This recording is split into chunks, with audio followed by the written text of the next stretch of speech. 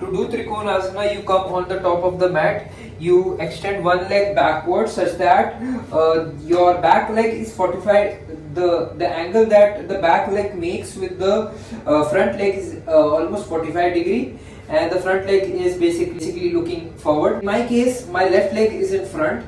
Now what you need to do for trikonasana is basically you raise the hand that is in the front. In my case, this is left hand, and raise your hand and place it on the ground, and you touch the ground. Make sure both your legs are straight, and then you raise the other hand and you look up. So this is trikonasana. It stimulates your abdominal muscle.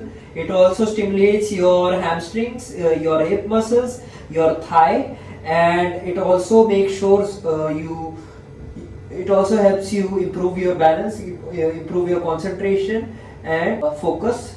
Make sure you're looking towards your thumb that is at the top, and that will help you improve your concentration. You can stay there for 40 to 50 seconds. Keep breathing while you're in the position, then exhale and slowly come back. Take your right leg back to the position, return to Tadasana.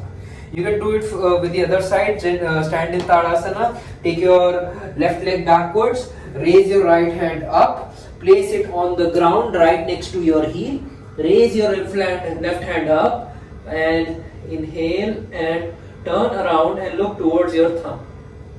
Stay there for 30 to 40 seconds. If you are unable to put your foot on the ground, you can use your block. You can use a block. Place your hand on the block. Make sure your knees are not bent on either legs. Turn around and look towards your thumb. Stay there for 30 to 40 seconds. Then exhale and come back. If you have any kind of spinal issue, avoid this pose. If you are having migraine, you can avoid this pose. If you are pregnant, you can avoid this pose. If you are suffering from diarrhea, again you can avoid this pose.